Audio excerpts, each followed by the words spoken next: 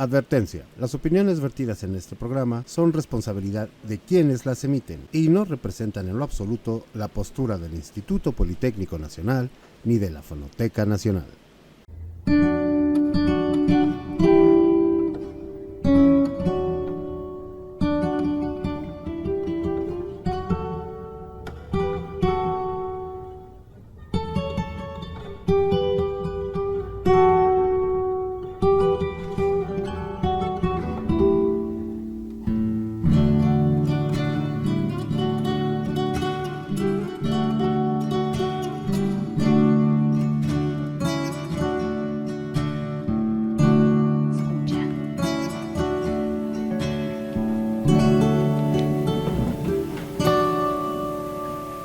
Hola, muy buenas tardes.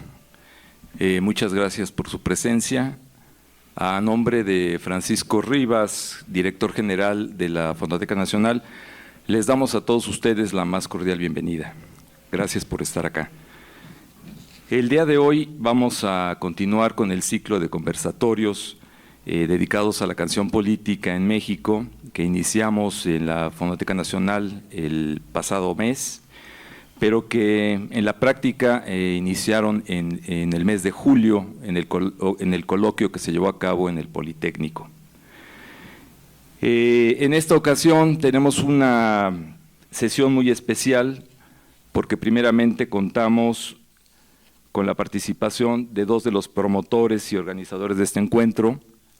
Está con nosotros, bueno, que también, además de ser parte de la organización de este evento, son protagonistas de este movimiento de canción política, tanto como dueto como solistas. Margarita Cruz y Antar López, bienvenido, muchas gracias por estar aquí. Además tenemos un invitado muy especial, un destacado compositor, pintor, escritor, que nos visita desde Guadalajara y que afortunadamente aceptó estar aquí esta tarde. Muchísimas gracias a Pancho Madrigal por su presencia en este conversatorio. Bienvenido. Bueno, como ya lo hemos comentado, el principal objetivo de estos conversatorios es escuchar y registrar los testimonios de los protagonistas de la canción política en México. Queremos conocer y divulgar las distintas perspectivas y experiencias de los participantes de este movimiento y contribuir a conformar una memoria sonora y audiovisual desde la perspectiva de los músicos, de los compositores, de los artistas, de los productores, de los promotores e investigadores de este movimiento. El propósito es abonar en la construcción de la historia de esta corriente musical en México y al mismo tiempo contribuir en la construcción de la historia de la música mexicana. Antes de iniciar esta sesión, voy a presentar a nuestros invitados. Margarita Cruz, destacada compositora e intérprete chilena de canción política y folclórica de América Latina, con más de 50 años de trayectoria en México, cofundadora en 1972 de la Peña Tecuicanime, importante centro de difusión de estas expresiones artísticas en nuestro país, y tanto con el dueto Antar y Margarita como solista ha actuado en los más relevantes escenarios de la República Mexicana al lado de conocidos artistas latinoamericanos de este movimiento musical, así como en programas de radio y televisión. También se ha presentado en foros populares, plazas, calles, ferias y centros comunitarios con un estilo sencillo, alejado de sofisticaciones y con una presencia escénica que involucra la participación del público en un canto común. Violeta Parra y Lucha Reyes son dos de sus referentes musicales fundamentales, a quienes ha dedicado sendas producciones discográficas, que se suman a su participación en varias producciones colectivas. Margarita, muchísimas gracias por estar aquí, bienvenida.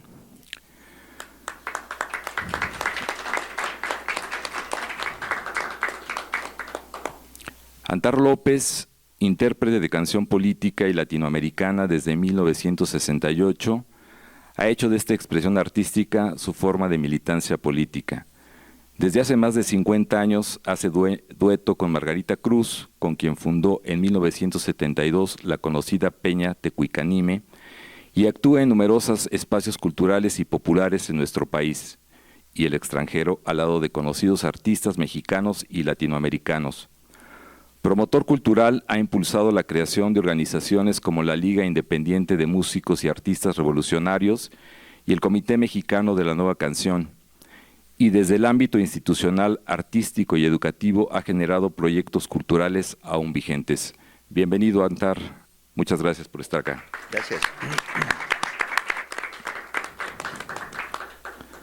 Francisco Madrigal, mejor conocido como Pancho Madrigal, es compositor, pintor y escritor jalisciense con una profusa obra de canto nuevo y canción política, así como una larga trayectoria y discografía.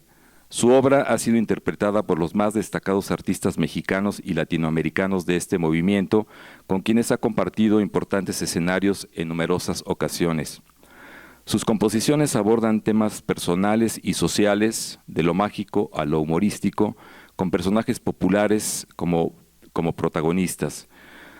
Sus obras las presenta en diversos formatos, incluidos los ligados a las expresiones de la música tradicional mexicana. Ha sido premiado también por su labor de difusión de la cultura mexicana. Pancho, muchísimas gracias por estar acá. Bienvenido. Bueno, les comento rápidamente la dinámica de este conversatorio. Vamos a tener una primera participación libre de 10 minutos. Después vamos a continuar con otra participación de 10 minutos de cada uno de los invitados con una pregunta específica. Y cerramos con una participación más breve de 5 minutos a manera de conclusión. Entonces voy a darle la palabra a Margarita Cruz para que nos haga el favor de abrir este segundo conversatorio de la canción política en México. Bueno, antes que nada agradecer la oportunidad de poder recuperar algo de la memoria de aquellos años 70, 80 en términos de la experiencia de haber estado inmersa en todo ese movimiento de canción folclórica, política, canto nuevo, contestatario, en fin. Y yo quisiera empezar destacando algo muy, al parecer, simple o sencillo, que son un poco los orígenes de cómo uno se va incorporando a este tipo de movimientos, que de alguna manera quienes recordamos aquellas décadas, de alguna manera fue como algo muy sencillo, muy espontáneo, a partir del reconocimiento de nuestras raíces culturales. En mi caso particular, vengo de una familia vinculada al arte, al campo fundamentalmente, y creo que esa vinculación con el campo, las reuniones campesinas, los músicos espontáneos que llegaban a una reunión improvisada con algún pretexto, a veces un cumpleaños o simplemente el que terminaba el día, la cosecha, y había que reunirse en torno a una fogata, a tomar algo caliente, en este caso pues el mate en el sur de Chile, y entonces crecí en medio de una manifestación musical espontánea, natural, de donde se fue formando una identidad que en mi caso se volvió como una definición que sin darme cuenta me fue llevando primero a una vinculación social con el entorno en el que crecí, con los problemas políticos y económicos que vivía mi propia familia, que viví yo de niña, y luego ya más adolescente en el mundo estudiantil, en la universidad, en la cercanía con músicos que actualmente son reconocidos como parte del movimiento de la canción política como muy relevantes, y que en ese tiempo eran algo cotidiano, común.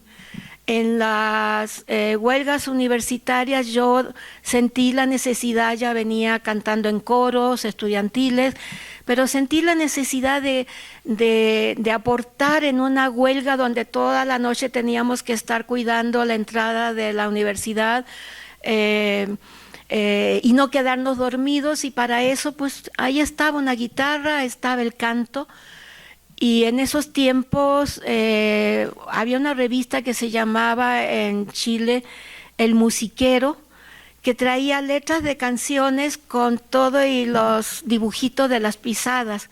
Yo todavía sigo usando los dibujitos de las pisadas para poner en mis guiones cuando tengo que hacer algún tema nuevo que no lo tengo muy memorizado y no quiero que se me pierda determinada nota para acompañar determinado verso. En esos tiempos, imágenes como Violeta Parra, Víctor Jara, eran tan cotidianos. Teníamos especialmente en el entorno estudiantil chileno, teníamos una definición internacionalista natural. Cuando teníamos nuestras asambleas, los distintos grupos que conformábamos la parte más de izquierda o contestataria de los movimientos, siempre estaba presente la información de qué pasaba en Argentina, en Perú, las represiones, lo que había pasado en París, en fin, todo esto entraba a nuestras asambleas y era como ser un ciudadano, no nada más chileno, sino que con todo un entorno de otros países, que en el caso de mi formación musical, pues en esos tiempos era como muy de mostrar, estar comprometido con un arte latinoamericano, cantar canciones venezolanas.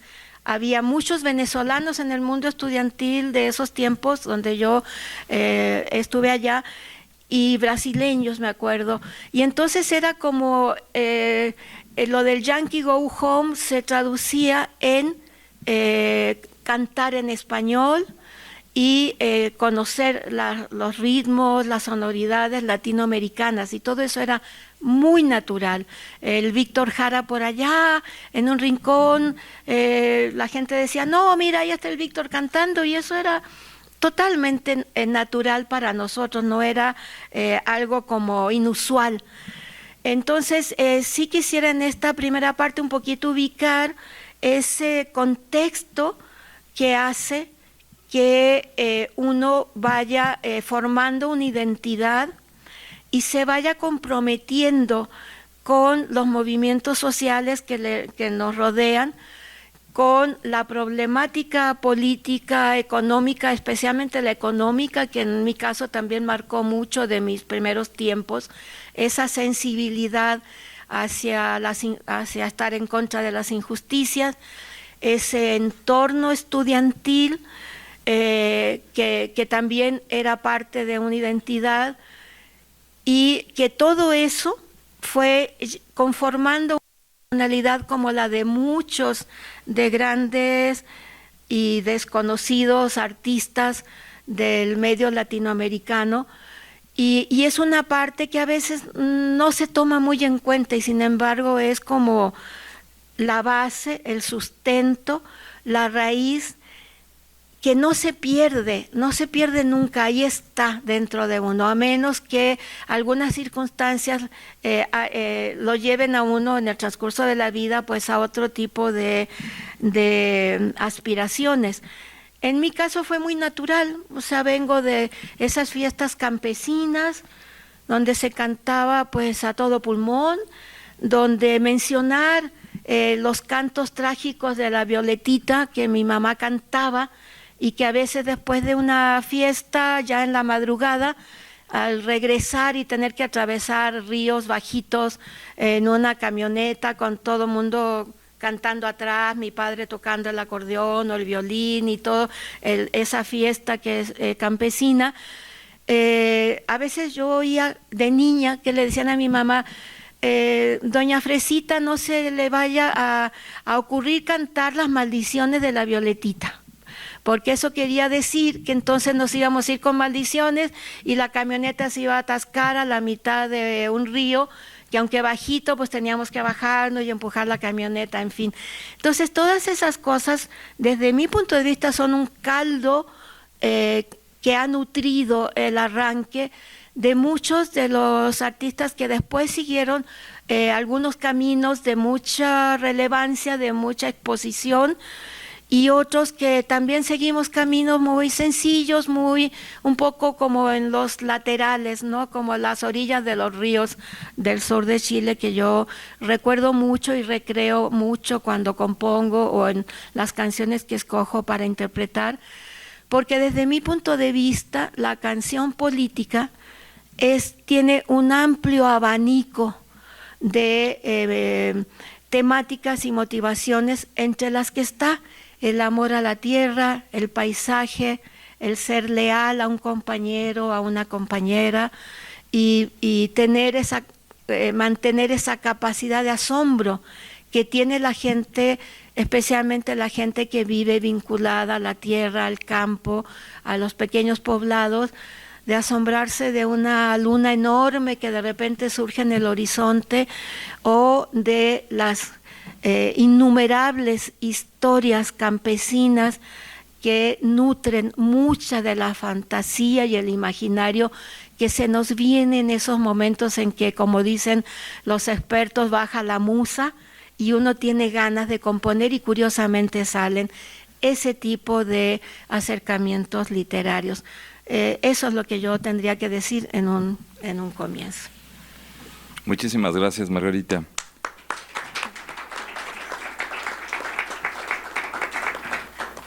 Antar, te cedemos el micrófono, por favor.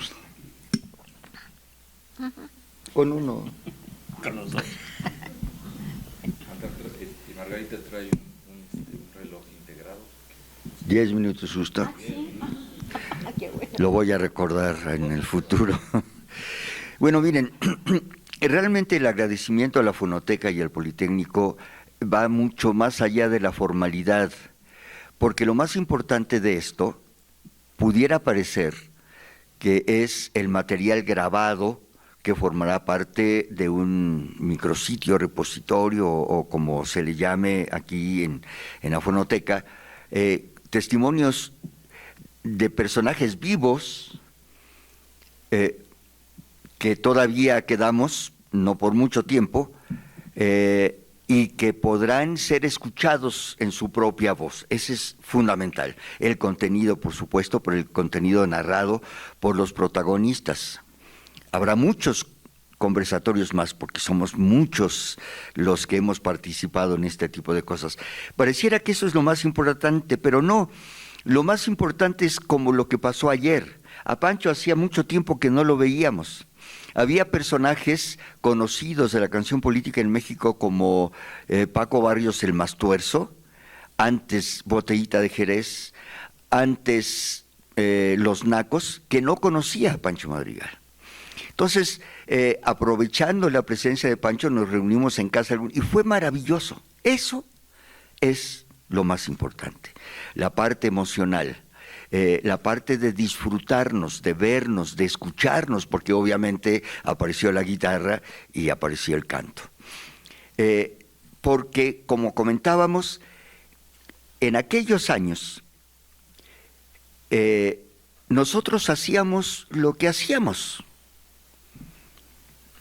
y no sabíamos lo que estábamos haciendo. Simplemente teníamos ganas de expresarnos a través de la canción. Hay quienes lo hacen a través de la poesía o de la fotografía. Pancho lo hace de muchas maneras, de la pintura. A nosotros nos gusta cantar, entonces cantamos desde la perspectiva de lo que cada quien abrevó en su juventud, en su niñez, pero también a partir de los acontecimientos que nos rodeaban. Y no sabíamos que 50 años después la Fonoteca Nacional se iba a interesar en grabar estos testimonios. Les toca ahora, como decía Pancho en la mañana, les toca a los historiadores, a los sociólogos o a los etnomusicólogos estudiar y descifrar qué fue lo que hicimos. Es la parte que les toca. Sin embargo, para allanarles el camino, es que existirán estos repositorios y muchos testimonios escritos, carteles, volantes, videos, portadas de discos, en donde ellos, a ver cómo le hacen para saber y reconstruir toda esta cuestión, contextualizarlo y conceptualizarlo. Mucha gente dice, sí, la canción política, que se puso de moda en los 70, ¿no? Yo les pregunto, ¿se puso de moda la explotación del hombre por el hombre en los 70? ¿Apareció de repente la injusticia y la cobardía y la imposición en los 70? Esto es algo que existe desde que existen clases sociales en el mundo. Cierto que se visibilizó en los 70 por una serie de circunstancias que seguramente tienen un referente político, ¿no? Pero qué ganas de que ya no hubiera canción política, qué ganas de que ya no hubiera una clase dominante y una clase subordinada, qué ganas. Pero ahí estamos, visibilizado en los 70 y habiéndonos tocado parte de ese protagonismo, eso es algo que sigue. Ustedes se asombrarían tal vez de saber cuántos compositores jóvenes de canción política existen ahora en México. Y hablan de Ayotzinapa y de Nochistlán, y hablan de la migración y una serie de cosas por el estilo, que están presentes. Por eso, para allanarles el camino a los investigadores del futuro, hacemos estos conversatorios y también bordamos un poquito sobre el concepto, porque ya me imagino, en el 2047, un estudiante egresado de la Universidad Pedagógica Nacional va a decir, a ver, ¿qué es esto? Porque hay una canción de la maldición de Malinche o algo así, ¿de qué se trata? ¿No? ¿De dónde viene? Y entonces empezar de cero está complicado. Para eso van a existir estas cosas. Y dicen, es que yo no entiendo, porque unos le dicen canciones de protesta, otros de propuesta, otros canciones sociales, otros canción contestataria, canción testimonial, canción necesaria, canción revolucionaria. ¿De qué estamos hablando?, dirá ese muchacho de etnomusicología, ¿no?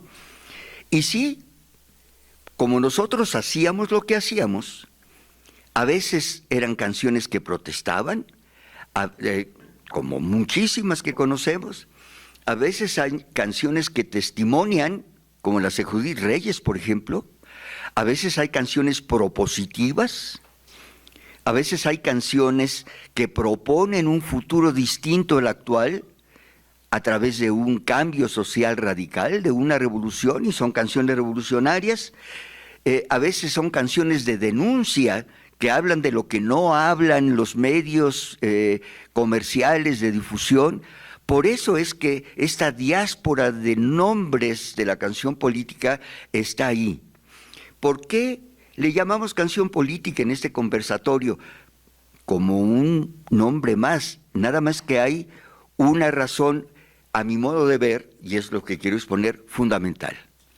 Porque todas estas canciones hablan del poder, de quien lo ejerce y de cómo lo ejerce.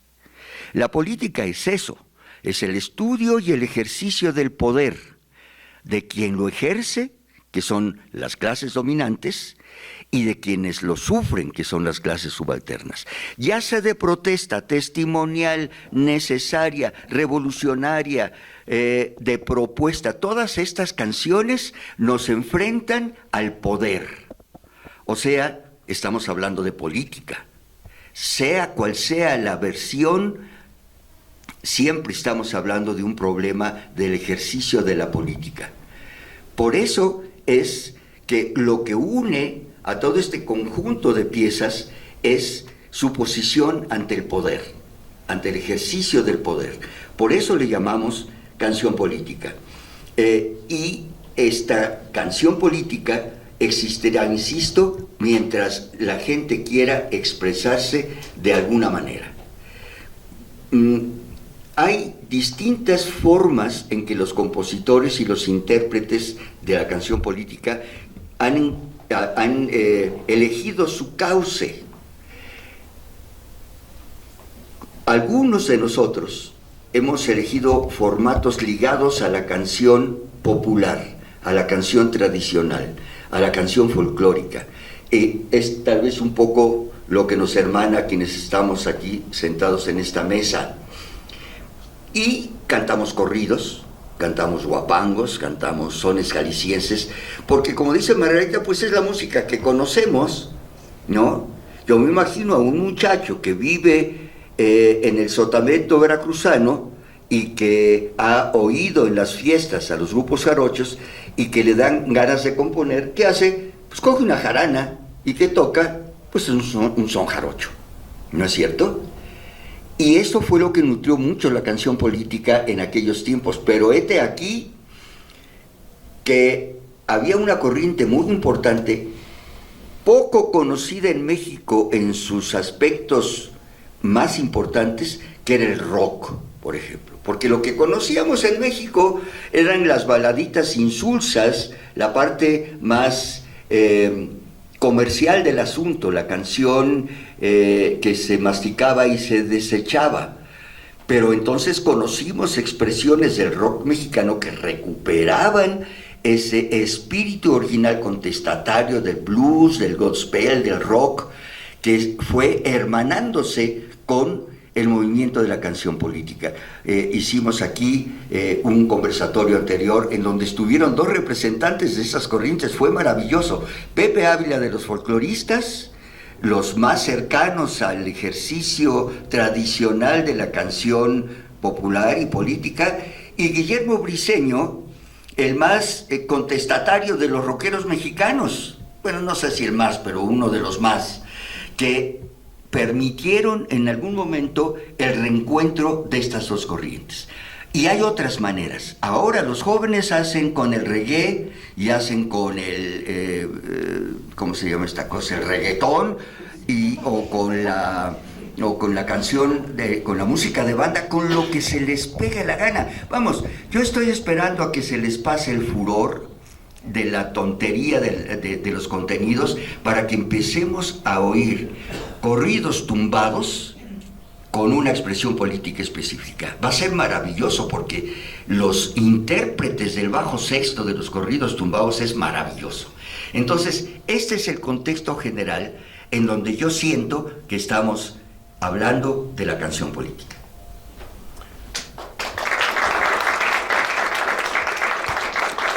Muchas gracias, Antar. Y sí, tienes razón. Nosotros siempre planteamos que el objetivo principal de estos conversatorios es tener el registro, que no es poca cosa, porque además es muy difícil tener la posibilidad de tener el testimonio directo de los propios protagonistas, y creo que la labor que han hecho ustedes de poderlos reunir y convocar ha permitido esto. Pero sí, tienes razón, creo que finalmente lo más importante tiene que ver con este encuentro. Por eso nosotros también queremos decirle así, es un encuentro, además de ser un conversatorio, es un encuentro. Y además una de las cosas que nosotros hemos visto durante este proceso que hemos llevado a cabo de recabar testimonios, y que alguna vez lo platicábamos y que también nos parecía una parte muy importante, es que a pesar de que es un movimiento que tiene elementos convergentes, también hay un montón de elementos divergentes, hay diferentes posiciones, cada quien lo vivió de distinta manera, y eso nos parece que es también importantísimo, porque la perspectiva del movimiento se enriquece, ¿no?, con la manera en que cada quien lo conceptualiza y con la manera en que cada quien pues lo vivió. Muchas gracias, Antar. Pancho, te pediríamos por favor que continúes. Gracias, buenas tardes a todos. Pues yo quiero empezar por agradecer a la invitación que se me hizo para participar en este encuentro. Yo estoy de acuerdo que es un encuentro, porque para mí fue un reencuentro encontrarme con tantos queridos amigos que muchos de ellos hacía años, pero muchos años que no veía. Yo creo que Antar fácilmente 40 años que no te veía. Entonces, y esta oportunidad de convivir con dos entrañables amigos para mí, como son Antonio y Margarita, dos columnas básicas en Guadalajara para que se desarrollara lo que llamamos la nueva canción. El movimiento de las peñas son dos elementos muy importantes, las peñas folclóricas y el movimiento de la nueva canción. Ellos fueron parte muy importante de que allá se empezaran a formar la primera peña, de plano, la primera peña que hicimos fue, ellos tuvieron muchísima participación en eso. Yo en lo personal me tuve que enrolar en las filas casi por necesidad, porque para mí obviamente ya amaba la música y amaba la canción tradicional, amaba el folclore, porque formé parte de un coro del ballet de la Universidad de Guadalajara. Éramos 4 o 5 fulanos nada más con nuestra guitarrita que cantábamos mientras los muchachos se vestían para cambiar de cuadro, de Veracruz a Jalisco, de Jalisco a Chiapas, en fin. Y mientras nosotros salíamos a cantar ahí, el director de repente nos puso un maestro que era musicólogo, porque bueno, todos cantábamos como nos daba la gana. No había segunda, todos cantábamos en primera, el mismo tono. Entonces él fue adiestrándonos, enseñándonos, y nos hizo interpretar diferentes formas, diferentes géneros de la música mexicana. Entonces yo aprendí ahí a amar más la música mexicana, porque de chiquillo ya traía también la inoculación de la música, porque como a Modesto y como a muchos de los que estamos aquí, nos tocó vivir la época maravillosa de la música. Podríamos decirle así, como hay una época de oro del cine mexicano, también hubo una época maravillosa de la música mexicana, donde en todas las estaciones de radio podíamos escuchar todos los géneros musicales, desde tango, guapango, todo, boleros, de todo escuchábamos, hasta música de otros países, música italiana, música norteamericana, de todo. Y con unas bandas excelentes, con unos músicos excelentes, voces privilegiadas, porque cada quien tenía su estilo además. No había aquello de que si oyes una banda ya las escuchaste a todas, si oyes un grupo norteño ya los oíste a todos, porque todos quieren cantar igual. Hay una tendencia que si uno triunfa, que si uno se destaca, todos hay que imitarlo, hay que copiar. Yo no sé cómo hacen para disfrazar las voces tan parecidas, para hacerlas tan igual al que puso de moda la canción. En fin, ahí teníamos una diversidad de estilos increíble, nadie cantaba igual a otro, ¿verdad? Teníamos a, no sé, Toña la Negra, María Victoria, todos los charros cantores, teníamos todos los boleristas. Era una maravilla de música. Y desde niño escuchabas pues música con sentido, con mucho sentido, y con mucha emoción, con mucho corazón. Y todo eso te empezaba desde niño primero a sensibilizar, y de ahí a la concientización pues hay un paso. Cuando eres sensible es muy fácil que te concientices. Así que pues ya traía eso, pero por haber nacido, por tener la edad que tengo, pues me tocó vivir esa época. Después, precisamente en el grupo folclórico, nos tocó en 1968 asistir a la Olimpiada Cultural. Fue la primera Olimpiada Cultural que hubo aquí en todo el mundo, se hizo aquí en México. Y a todas las delegaciones de artistas que venían del extranjero y a los nacionales, nos encerraron en Villacuapa. Estaba estrenando Villacuapa, apenas estaba recién construido, y ahí nos encerraron. Y cada tarde a alguien, alguna delegación, le tocaba hacer algo para divertir a todos los demás, a todas las demás delegaciones. Y no nada más de los que veníamos del extranjero, sino también de aquí de la Ciudad de México. Entre los artistas de la Ciudad de México nos tocó oír a Óscar Chávez. Fue Óscar Chávez a cantar. Fue la primera vez que yo escuché una canción con sentido político. Obviamente me impresionó mucho, porque hasta los años 70 lo que conocíamos nosotros en Guadalajara como canción política eran dos canciones nada más. La del Barzón, y no político, más bien quejumbroso, más bien de denuncia. El Barzón y Sol Redondo y Colorado. Y eso la cantaban algunos desbalagados y que tenían que, si la cantaban en público, tenían que salir corriendo después, porque para las autoridades aquello era una provocación. Eso nos da idea de lo conservador que eran las autoridades y de lo ingenuo que era el movimiento ahí todavía, muy incipiente, el movimiento de la canción. En 1974 hubo un evento que fue el disparador de todo esto. Un personaje, director de una secundaria nocturna para obreros, se le ocurrió organizar y patrocinar económicamente un festival que no se midió.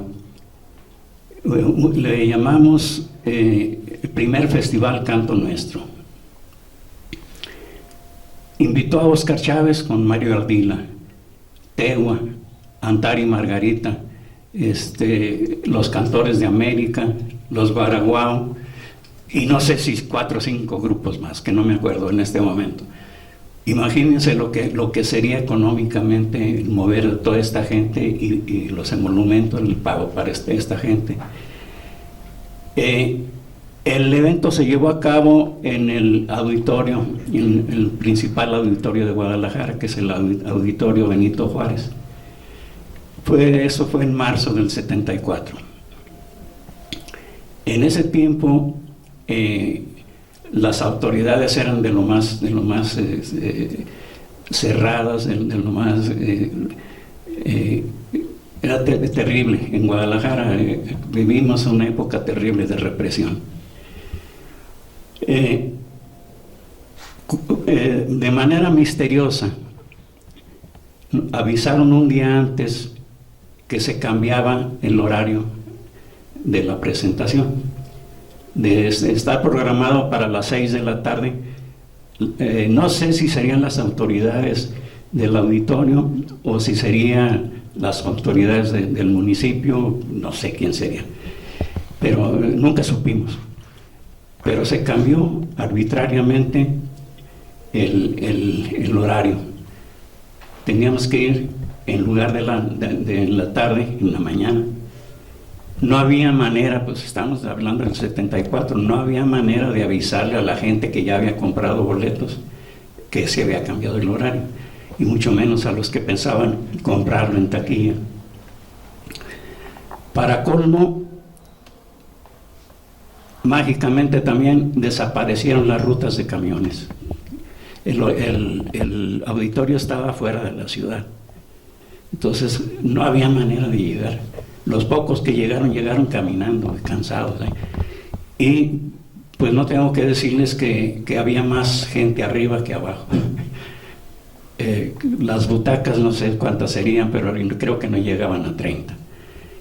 Y los invitados pues deben haber sido unos 60, 70. Total que fue un total fracaso. Un fracaso económico también para José Manuel, el que organizó todo, que quedó endrogadísimo y preocupado, porque posiblemente hasta lo fueran a meter a la cárcel. Sí, total que por consejo de algunos de los invitados que fueron, José Manuel aceptó hacer una peña ahí mismo, en ese lugar. Y ahí nació la primera peña de Guadalajara, que era la Peña Painani, a la que Antari y Margarita fueron los que la inauguraron y fueron los que nos estuvieron poniendo en contacto a muchos artistas para que vinieran a Guadalajara. Por lo pronto eso es lo que les puedo decir de cómo empezó la cosa en Guadalajara. Muchas gracias.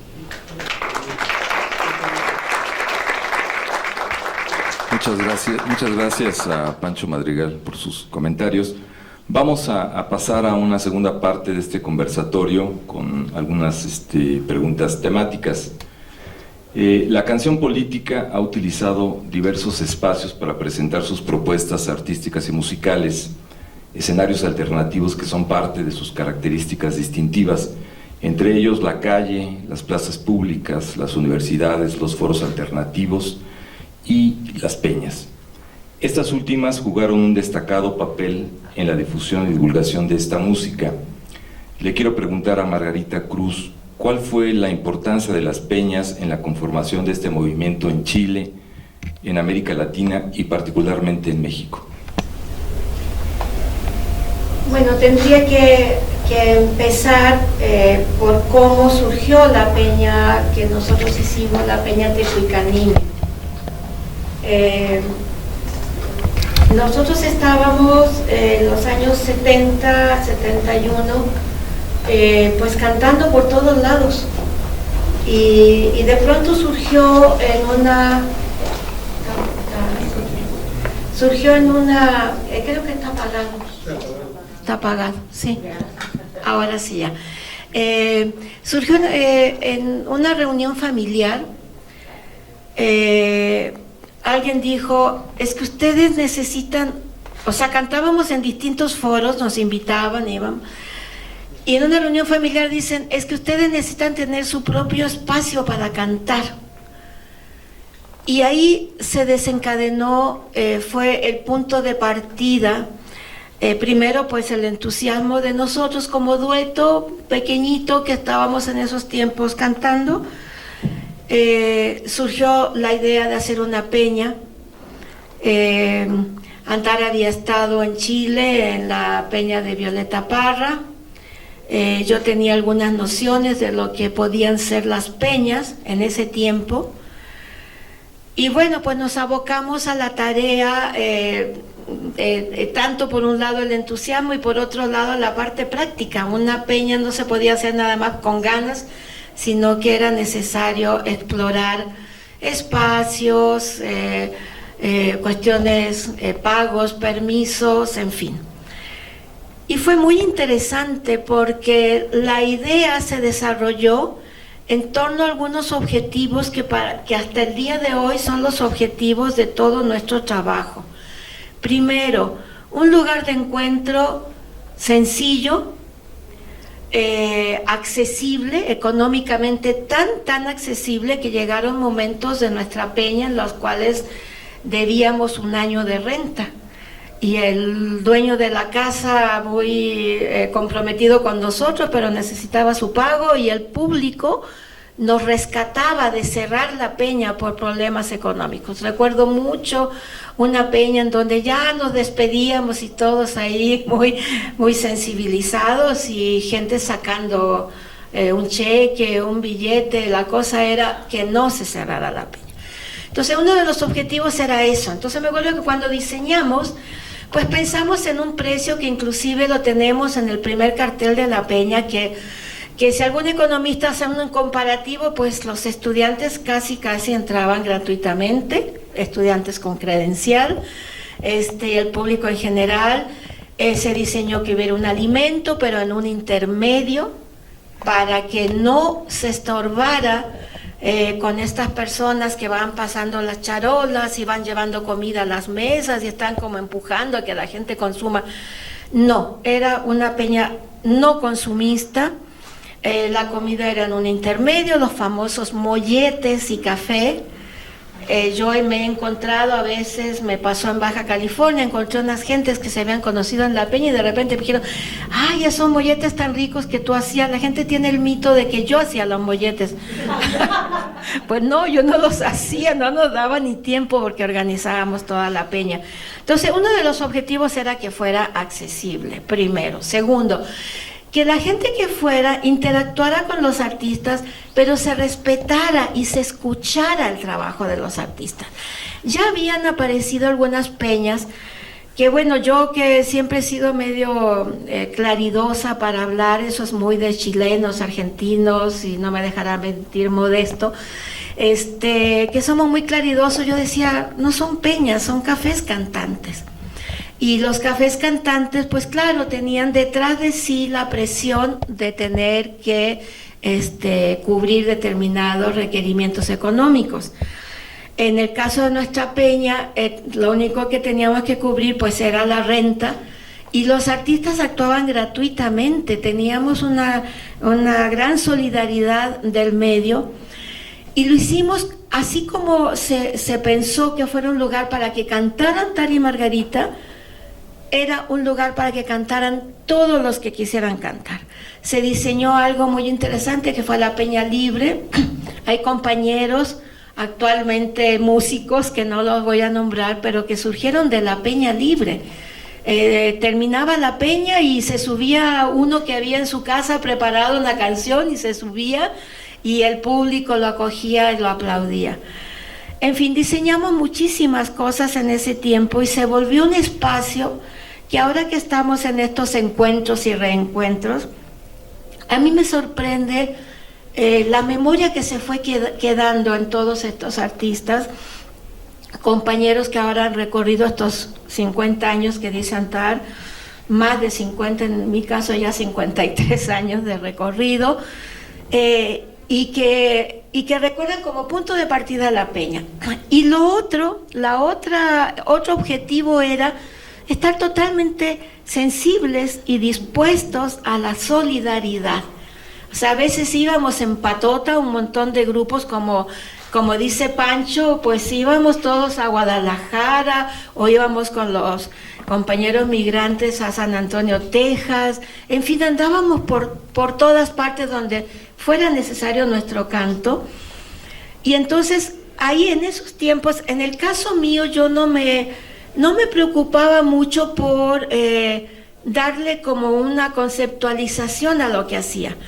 Me acuerdo que yo estudiaba la licenciatura en Trabajo Social, la primera generación de licenciatura de la UNAM, de Trabajo Social, y yo descubrí, y la carrera pues no la terminé porque para mí era hacer trabajo social, cantar.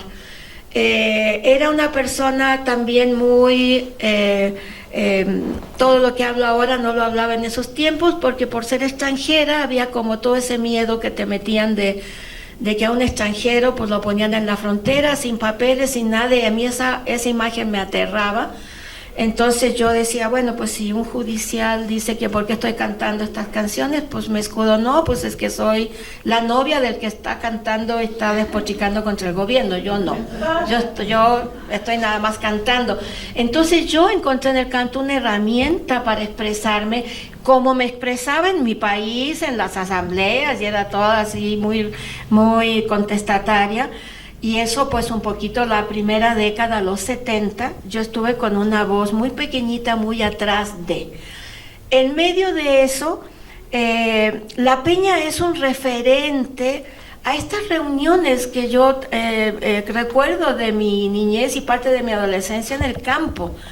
Son espacios que se abren con mucho amor, con mucho cariño, a que la gente pueda expresarse, a que los grupos se puedan hacer. En La Peña surgía un grupo, luego se peleaban y se armaban de un grupo, salían 2 o 3, y hay un montón de anécdotas sobre esto.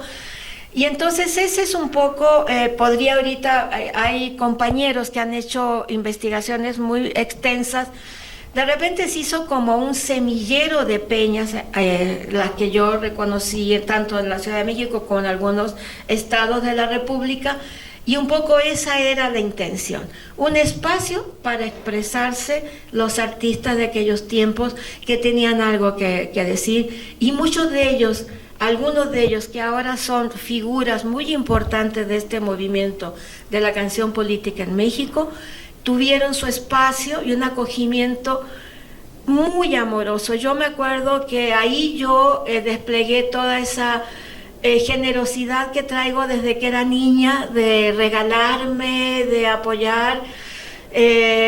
Por ahí tengo un recuerdo de que me llevaban regalos a la peña y de repente me llevaron un quesquemel, que es como un ponchito así de encaje blanco que se hace específicamente para las novias en esos tiempos que se casaban en Oaxaca, algo finísimo.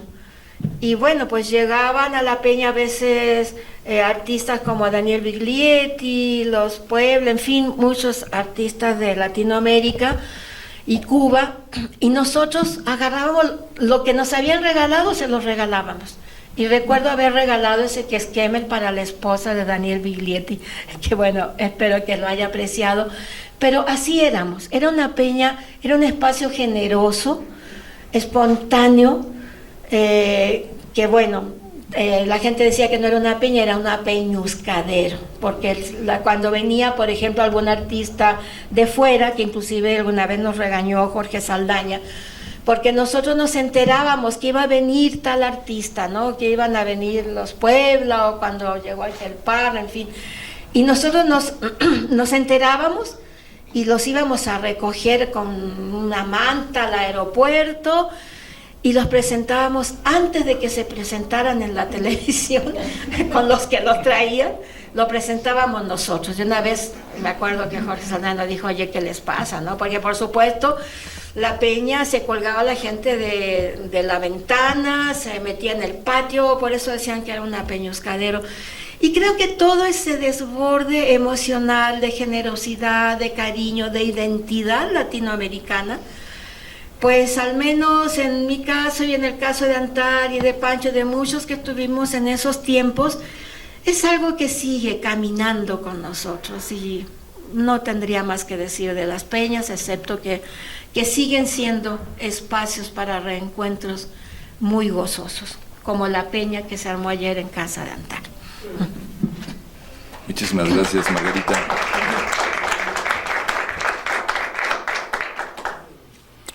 Bueno, el movimiento alternativo de música popular se distingue por tener una actitud crítica y combativa hacia el poder hegemónico, un rechazo a la desigualdad, a la injusticia, a la explotación y a la represión.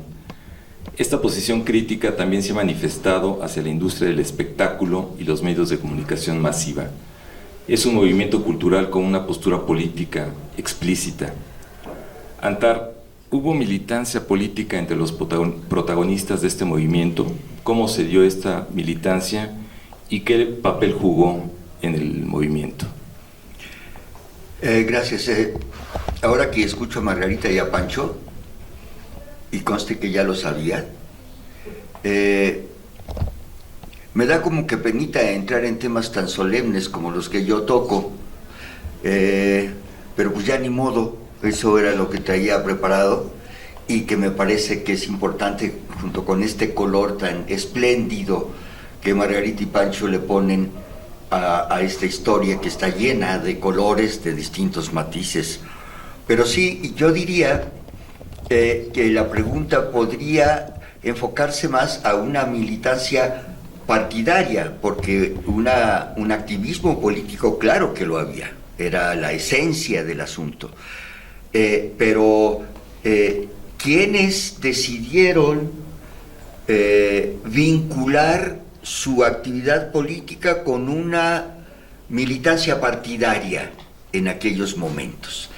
Y gracias por la pregunta, porque en efecto creo que es muy relevante. Yo lo recuerdo muy bien, de Antar y Margarita. Yo estaba haciendo una maestría en la UAM y sentíamos que este cantar por aquí y por allá, muy gozoso, importante hasta donde pudiera pensarse, porque generaba una invitación a la toma de conciencia y a la información y al empoderamiento de decir sí, no estamos de acuerdo, pero de repente lo sentíamos diluido. Entonces sentimos la necesidad de militar en un partido político. 3 eran los partidos políticos más importantes de izquierda en ese momento. El Partido Mexicano de los Trabajadores, de Berto Castillo, por no mencionar al más importante, el PRT, los trotskistas, ¿no? Los maoístas todavía no conformaban una corriente organizada, y el Partido Comunista Mexicano, en sus últimos años como tal. Entonces decíamos, ¿a dónde? Yo recuerdo que le pregunté a 2 maestros míos de la maestría, a Guillermo Campero y a Tangelson, uno chileno, otro argentino, y no sirvió de nada, porque Tangelson dijo al PRT y Campero dijo al Partido Comunista. Entonces nos quedamos igual que al principio. Pero hete aquí que nos invita el Partido Comunista Mexicano, sin ser parte del partido, a ir en una delegación mexicana del Partido Comunista al Festival Mundial de la Juventud de los Estudiantes en la entonces República Democrática Alemana, cuando estaba dividida Alemania. Y el viaje implicaba estar una semana en Cuba, dando una serie de conciertos por toda la isla, la despedida de la delegación cubana que viajaba, o junto con quienes viajábamos, Santa y Margarita y otros artistas mexicanos como los Nacos, y la despedida de la delegación cubana por el mismísimo Fidel Castro. De ahí, del puerto de La Habana, nos subimos al Báltica, un barco soviético, y pasamos una semana en el mar hasta el puerto de Rostock, en Alemania. ¡Qué maravilla! Estando en alta mar, un compañero del partido se nos acercó y dijo, oigan, ¿y pues qué onda con ustedes, no? ¿Dónde militan? No, pues no militamos, los invitamos al Partido Comunista Mexicano. Y ahí fue cuando empezamos a pensar en esa incorporación, pero donde se decidió finalmente fue años después, cuando empezamos a conocer la militancia de Víctor Jara en el Partido Comunista Chileno, del Inti Illimani, del Quilapayún, y de Horacio Guaraní y Mercedes Sosa, y Atahualpa Yupanqui en el Partido Comunista Argentino, y de muchos otros compañeros, Biglietti más cercano al movimiento de los Tupamaros, Modesto Citarrosa en el Partido Comunista Uruguayo, y dijimos, claro, íbamos caminando por la calle de Durango y pasamos enfrente de las oficinitas del Partido Comunista Mexicano que había, después de ese viaje, anunciado que iba a participar en las elecciones con un candidato no registrado, Valentín Campa Salazar. Y dijimos, nosotros queremos. Llegamos al partido, nos afiliamos y anduvimos con Valentín de la Seca a la Meca. Y entonces entendimos lo que para nosotros fue la importancia de la decisión de una incorporación a una organización que hacía, sentíamos nosotros, y creo que así fue, que se potenciara nuestra actividad, porque teníamos ya la participación de miles de compañeros que cada quien en lo suyo estaba en la misma marcha, en el mismo camino. Sentíamos entonces, no que la actividad política no partidaria no fuera importante, pero sentíamos que se potenciaba, que se nucleaba, y entonces era más cercana nuestra participación en los movimientos políticos, la huelga de Cinzas y Funza, la huelga de Pascual y todas otras, las tomas de tierras en Oaxaca, donde íbamos con el partido y además protegidos por el partido. Yo me acuerdo mucho, ciertamente, el famoso artículo 33, que creo que ya no existe, hacía que Margarita fuera una absoluta irresponsable, porque ahora casi tal vez ya no lo tenga, pero su acento chileno, como a Modesto que no se le quita el argentino ni se le quitará jamás, era notorio, ¿no es cierto? Entonces me acuerdo que Valentín dijo, Margarita viaja en el camión conmigo. Y cuando llegábamos a algún lugar, pues Valentín era acogido en las mejores condiciones de un pueblo como tal, y junto con su grupo cercano estaba Margarita protegida por el propio Valentín. Esa sensación de pertenecer a un partido político, de sentirse seguro del futuro, del triunfo del futuro como lo seguimos sintiendo hoy, era lo que nos hacía sentirnos más grandes. Y seguramente eso fue lo que pasó con Marcial Alejandro y Maru cuando decidieron incorporarse al Partido Mexicano de los Trabajadores, y a Eugenia León cuando, siendo una trabajadora administrativa del Partido Comunista, se dio cuenta de que tenía una voz privilegiada y empezó a cantar con un grupo que se puso el Grupo Víctor Jara, y empezaron a cantar en el Partido Comunista. Incluso se dan algunas anécdotas desafortunadas, y que vuelvo a encontrar el espacio para decirlo. Ustedes son muy jóvenes todos, pero había en la calle de Avenida Cuauhtémoc un cine que era el Cine Internacional, como aquellos enormes cines, ¿no? Y lo alquiló el Partido Comunista para una actividad de solidaridad con Nicaragua. Se llamaba Zapata y Sandino, el mismo camino. Me acuerdo del cartel. Aparecía entre sombras la efigie de Zapata y de Sandino, y cantábamos nosotros y no sé quién más. El Grupo Víctor Jara. El Grupo Víctor Jara. Pero la noche anterior, como ayer, mal hecho, nos juntamos en la casa para tomar unos tragos con un grupo de jóvenes exiliados chilenos. Y ya entrados en vino, se levanta uno de ellos y empieza a cantar una canción que versa más o menos: puedo morir como nací, sabedlo, puro, sencillo y optimista, de pie, sobre la tierra, como un árbol, en las filas del Partido Comunista. Ya dije, qué cosa tan maravillosa. ¿La podemos cantar? Sí, claro. ¿Es de ustedes? ¿No? ¿De quién? Pues quién sabe. Nos la sabemos desde hace mucho tiempo. La ponemos rápido, la cantamos, y desde entonces se convierte en un referente musical del Partido Comunista Mexicano y de muchos partidos comunistas de América Latina. Con un error, nos la adjudican a nosotros, como si nosotros o yo particularmente fuera el compositor. No es cierto, pero por más que lo digo, luego vuelve a aparecer en el internet, ¿no es cierto? Pero esa canción nos acompañaba, ¿no? Yo quiero que mi sangre fluya fácil, siempre y a la primera vista. Yo no puedo equivocarme, compañeros. Mi amor es del Partido Comunista. Claro, qué romántico, ¿no es cierto? Pues sí, carajo, claro que sí. Teníamos que ser románticos y teníamos que apostarle todo a ese futuro, porque hay que rescatar lo mejor de las organizaciones y de los seres humanos, y no lo peor, porque estaríamos llenos de lo peor. Esa fue la experiencia que nosotros tuvimos por participar orgánicamente en el Partido Comunista, pero ojo, no dejamos de cantar nunca para otras organizaciones políticas de izquierda. Seguimos cantando para el PMT, para el PRT y para otras organizaciones, porque sentíamos que era parte de ser realmente un militante comunista, y que por diferencias de criterios, de tácticas y estrategias, de todas maneras estábamos encaminados a lo mismo.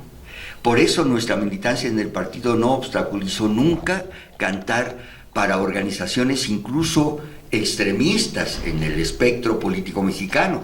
Otro ejemplo de militancia política partidaria fue el de Judith Reyes, que siempre cantó para el Partido Mexicano de los Pobres, para el Partido de los Pobres, de Lucio, es decir, cercano a Lucio y cercano a Genaro Vázquez, ¿no? En La Peña se hacían reuniones del Partido de los Pobres con Judith Reyes. Entonces, creo que estos ejemplos, junto con los ejemplos de nuestros hermanos sudamericanos, nos dan una idea de esa necesidad que sentimos. Víctor Martínez, un cantautor oaxaqueño, que empezó en La Peña y que ahora ha regresado a Oaxaca, junto con el grupo Cadec Chaqueté, sino los López, el Guajiro López y Gustavo Mario, estaban muy cercanos al PRT, por ejemplo, ¿no? Y eran unos agarrones en La Peña. Eran unos agarrones, como después los tuvimos en el Comité Mexicano de la Nueva Canción, que hicimos unas sesiones internas que les pusimos aquí entre nos. Y nos dábamos agarrones, no nada más desde el punto de vista ideológico o partidario, sino, pues es que como del mar los vieron llegar mis hermanos emplumados. ¿Qué es eso, Gaby? No manches, ¿no? O a parir madres latinas, a parir más guerrilleros, digo, por favor, déjenlas en paz. Y desglosábamos las letras y era una autocrítica hermosa, ¿no? Porque al otro día estábamos en el mismo tablado enfrente de la embajada norteamericana protestando por la invasión a Granada, ¿no? Eso era, y por eso creo que la pregunta era importante, porque así como los compañeros que decidieron no militar, porque no creían en ninguna organización política, porque sentían que no tenían que estar restringidos con ciertas normatividades, qué bueno que lo hicieron así, ¿no? Porque eso multiplicaba las distintas posiciones de cada uno de nosotros. Eso es lo que tendría que decir. Muchas gracias, Antar. Yo traía una pregunta preparada para Pancho Madrigal. De alguna manera, Pancho ya nos introdujo en el tema de esta pregunta. Sin embargo, sí me gustaría insistir, porque generalmente lo que se ve, por lo menos aquí en la República Mexicana, es lo que sucede en la Ciudad de México. Y bueno, tenemos la oportunidad de tener dos perspectivas, una desde Chile, otra desde Guadalajara. Y me gustaría preguntarte, Pancho, ¿cómo se vivió, además de lo que ya nos comentaste, el movimiento en Guadalajara? ¿Cómo te integras tú a él? ¿Y cómo después te relacionas con lo que estaba pasando en el resto de la República Mexicana? Sí. Se inició, como decía, en la década de los 70. Tuvo su auge principal en las décadas 80 y 90, y a partir del 2000 empezó a desvanecerse, empezó a decrecer el interés y a desaparecer las peñas, hasta actualmente casi desaparecer por completo. Es triste, pero esa es la verdad. Aunque muy pocos el movimiento de la Nueva Canción, como sabemos, fue muy diverso. Albergó a muchas formas musicales, desde la nueva trova cubana, el folclore latinoamericano, especialmente el andino, aunque también de otros países, canción romántica, canto nuevo, hasta rock en español. Fue muy variado. Y muy pocos músicos, muy pocos intérpretes aprovecharon para utilizar el mensaje político. Se concretaban la mayoría a cantar canciones de amor, o a decir que era nueva trova, cualquier cosa que hacían. Hubo la euforia por Silvio Rodríguez, que todo el mundo quería cantar Silvio Rodríguez, pero cantaba lo más inocuo. Muchos componían al estilo de Silvio Rodríguez, pero sin ningún compromiso.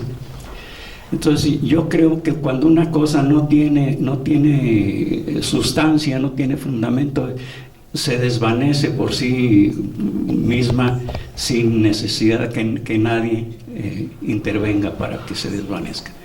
Entonces yo creo que eso es lo que ha pasado. No dudo que hay actualmente algunos elementos que siguen todavía trabajando. Está Paco Padilla, está Yair Durán, está el grupo Borlote, un grupo que formé y que ya lo liberé y andan por ahí solos, y otro grupo que casi reciente que se llama Cronopios, que son los que más o menos por ahí incluyen algo político, pero de ahí en más no. Ahora, las peñas, pues la primera fue la Painani, como decía, donde participaron mucho Antar y Margarita. Después el taller experimental de expresión popular. Cuando se terminó la Painani, se terminó porque tumbaron la casona. Era una casona porfiriana, una casona muy vieja, pero que estaba en el eje de una avenida que tuvieron que ampliar, y al ampliarla le tocó a esta casa que la tumbaran, entre muchas otras. Entonces desapareció la Painani, pero al poco tiempo apareció el TEP, el Taller Experimental de Expresión Popular. Al mismo tiempo estuvo una peña que se llamaba Cronopios, que después se convirtió en la más importante peña que ha habido en Guadalajara, que fue la Cuicacali. Al terminar la Cuicacali, porque pues, como decía Margarita hace rato, es muy difícil sostener una casona una peña no es negocio, abiertamente no se hicieron para hacer negocio. Pero cuando los dueños de la casa les entra la ambición, la envidia, porque ven que está funcionando aquello, creen que es un gran negocio, entonces le aumentan mucho la renta y ni modo, se tienen que cerrar los lugares. Entonces el último lugar fue Rojo Café.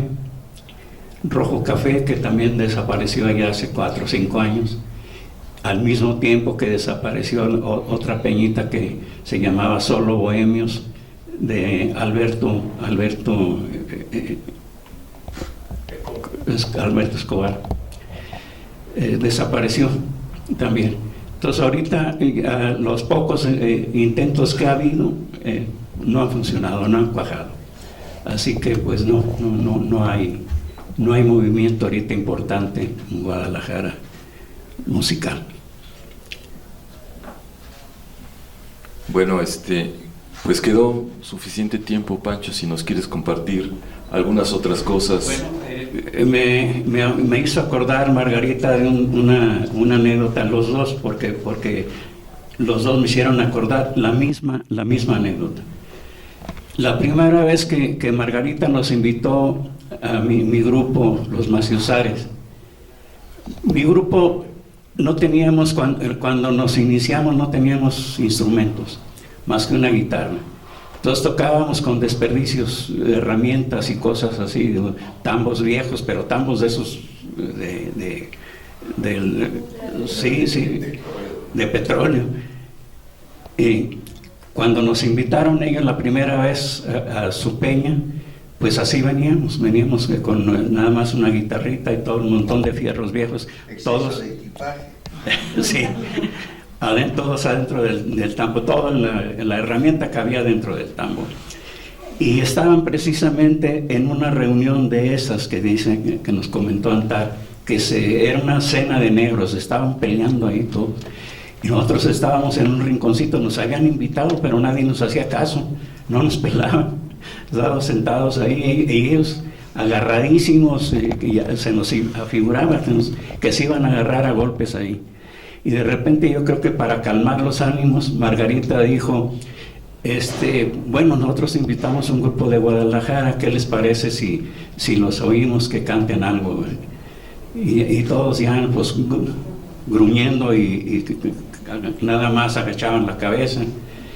Pues ya nos subimos muy tímidamente ahí al estradito y empezamos a cantar no teníamos más que 6 o 7 canciones, no teníamos más. Cantamos la primera y nadie nos aplaudió, ¿no? La segunda nadie nos aplaudió. La tercera y ya no nos hacíamos señas, pues ya no, a bajarnos. Pero todo aguerrido, un compañero que fue el que se quedó al último conmigo, era muy aguerrido. No, vamos siguiendo. Bueno, nos echamos las 6 canciones y bueno, ya terminamos. Se levantaron todos a aplaudir. Fue un momento muy fuerte, se levantaron. Con esto me refiero a lo que decía, a la generosidad que decía Margarita. Nos regalaron un bombo, un 4 venezolano, una quena y no me acuerdo qué más. Entonces para nosotros fue un gran éxito esa presentación. Y de ahí más, pues ya nos preocupamos más por ampliar nuestro repertorio y seguimos viniendo a otras peñas también donde nos invitaron, incluso los folcloristas nos invitaron en una ocasión al Canal 13, venimos también algunas veces, tanto aquí como en un aniversario que hicieron allá en Guadalajara, nos invitó Jorge Saldaña. En fin, ya el grupo ya empezó a cobrar fuerza, pero nació por necesidad, porque no teníamos grupo en la peña, ya no teníamos grupo, nada más los que invitábamos, los que iban de aquí para allá. Sí, había un grupo que se llamaba Los Cachicamos y todavía siguen, muy buen grupo. Y nosotros que empezamos ahí, pues por necesidad de que hubiera otro grupo más, para poder intercambiar con la peña de acá, con la peña de Antares y Margarita. Entonces así nació nuestro grupo también, por necesidad, ¿no? Sí. Ahorita que dijo Pancho Los Cachicamos, me acuerdo que había un grupo que se llamaron, porque eran, así como los grupos de rock de ahora que tienen unos nombres verdaderamente extraños para muchos de nosotros, ¿no? Pues lo de entonces era llamarse como una cuestión sudamericana o mexicana. Tecuicanime mismo es un nombre en náhuatl, los cantores del pueblo. Pero entonces hubo un grupo que se llamaron Los Papuras. Los papuras, ¿de qué parte de Sudamérica? No, papuras vergüenzas, decían. Pero pues nos pusimos los papuras por eso. Pero miren, sí, en efecto, los Maciosare, desde el nombre, ¿no? Los Maciosare. No sé si todos, pero probablemente no. Tenemos nosotros a nuestra derecha al compositor de Jacinto Zenobio, de la profesora, de la niña Huichola, de Julia de los Caminos, de los niños que nada tienen, de una pieza que no sé cómo se llama, pero de por entre la milpa va cantando un peón, ¿no? Andando y cantando no se siente el sol. Ay, ay, nada gana con llorar. Bueno, esas piezas que llegaron con tambos y con tornillos y tuercas a cantar y una sola guitarra, después tendríamos que haberlas oído todos con Guadalupe Pineda y Caíto, con el grupo Sanampay, con Amparo Ochoa, con Alfredo Citarrosa, ¿no? Como la niña Huichola, que es una cosa ahí mágica, como Julia de los Caminos, ¿no? El peón con Luis Enrique Mejía Godoy. Con Luis Enrique, hermano de Carlos Mejía Godoy, ambos destacadísimos compositores e intérpretes del aquel bien recordado ejército sandinista de liberación nacional, ¿no? Cuando la guerra de los sandinistas contra Somoza. Porque lo que pasa a veces con los compositores es que se conocen más las canciones, pero no se sabe quién la compuso, ¿no? Y luego hay cosas espantosas, no de mala fe, como una samba que compuso Rubén Ortiz de los folcloristas, la samba del Che, que cantaba Víctor Jara, y que en muchos discos está registrado como la samba del Che de Víctor Jara, que no es así, ni ni lo pretendió Víctor, y cosas por el estilo. Entonces, estos compositores, afortunadamente Pancho canta sus canciones, y voy a terminar con esto, ya conversatorio final. Decía Pancho, y yo estoy de acuerdo con él, o más bien decía yo y él estaba de acuerdo conmigo, que lo más ingrato de cantar son los ensayos. Los ensayos son una cosa espantosa. Hay que repetir, ponerse de acuerdo con eso. Y no, ni los que cantan solos se salvan de ensayar. Y de repente dice Pancho, a mí no me gusta cantar leyendo. Le digo, pues yo no tengo otro remedio porque ya no me acuerdo de las letras de las canciones. Dice, pero yo estoy componiendo ahora o antes corridos que duran 10 minutos. 25 minutos. Ayer fue 20. A eso voy. Como los corridos de entonces, de la Revolución, que eran maneras de dar noticias. Y la noticia no cabe en 3 minutos y medio, ¿verdad? Que es la parte del disco, bueno, entonces los LP y demás. Entonces ayer nos regaló un corrido, Pancho, tan hermoso, tan inteligente, tan divertido, que pudimos habernos quedado oyendo otros corridos si no hubiéramos tenido que estar aquí, no crudos, a las 12 del día en este conversatorio.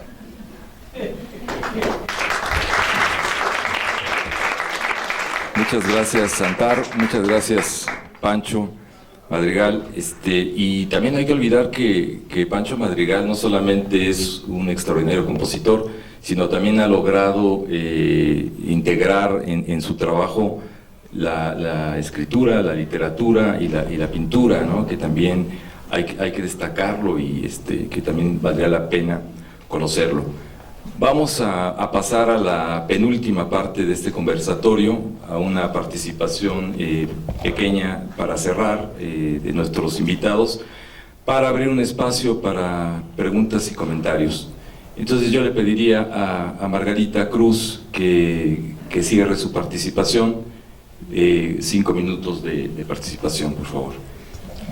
Bueno, yo a propósito de los nombres de los grupos, empecé hace algunos años a sistematizar, a archivar, a ordenar carteles, notas de prensa, programas de mano. Y hay una nota de prensa porque, bueno, la primera divertida soy yo, especialmente cómo la prensa nos apoyó y nos sigue apoyando. Y entonces hay una periodista que cuando hacíamos el aniversario de la Peña, era un aniversario que primero empezó como con 10, 12 grupos y fue creciendo cada aniversario. El aniversario ya al final era de todo el mes de aniversario, porque pues programaban muchos grupos. Entonces hay una cronista que en una de las notas de prensa nombra a los artistas que están en el aniversario y uno de ellos se llamaba Los Chiles Fritos. Entonces ella pone Los Chiles Fritos y entre paréntesis pone ¿es broma? Y cierra el paréntesis.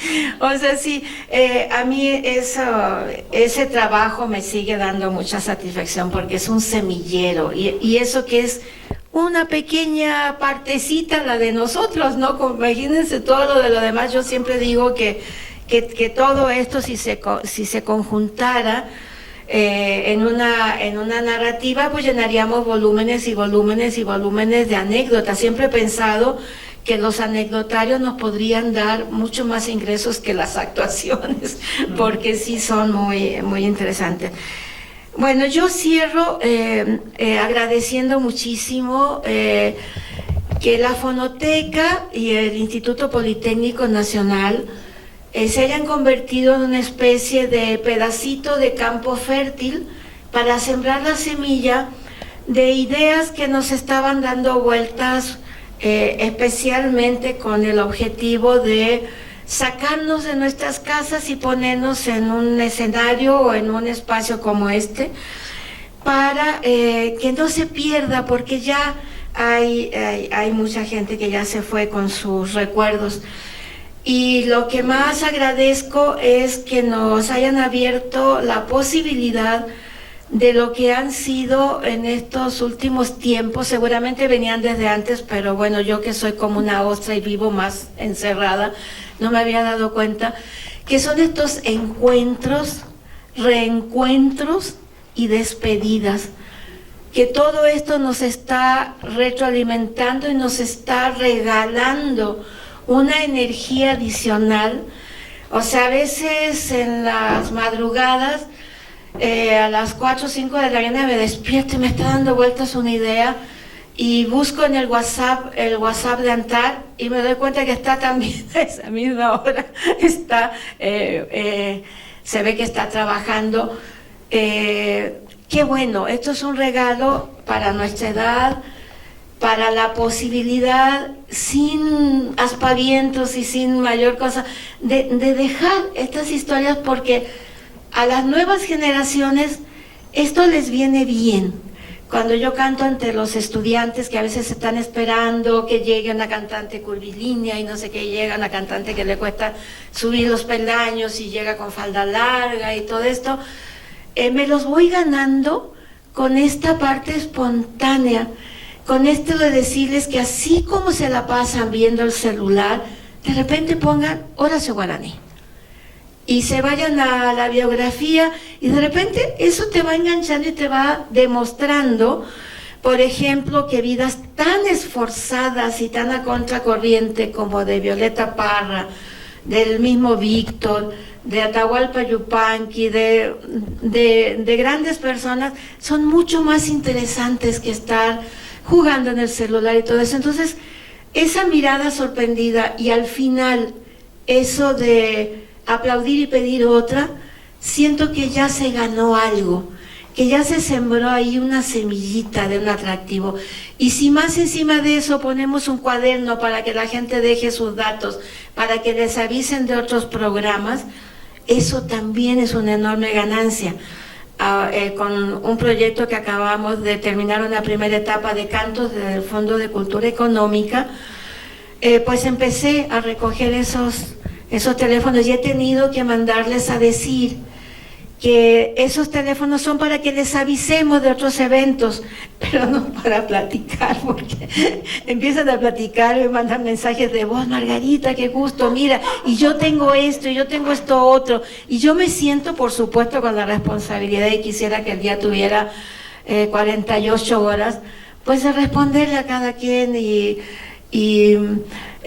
valorar y hacer sentir que gente, pues que aparentemente es anónima, pero que tienen unos hallazgos y unas cosas que nos retroalimentan. Así que gracias, Víctor, transmítele el agradecimiento a Margarita.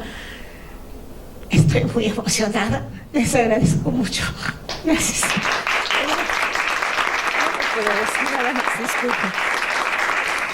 Muchísimas gracias, Margarita, por tus comentarios. Antar, te cedo el micrófono. Gracias. Solamente para decirles que esto sigue. Próximos conversatorios serán, por ejemplo, el de Nayeli Nesme con Anastasia y Jorge García, que tienen mucho que decirnos sobre la complejidad de la composición, el rigor de la interpretación, la creación o la creatividad de los arreglos. León Chávez Teixeiro, cuando venga para acá, para México, con Eve Rosell y el Mastuerzo, allá ustedes si se lo pierden.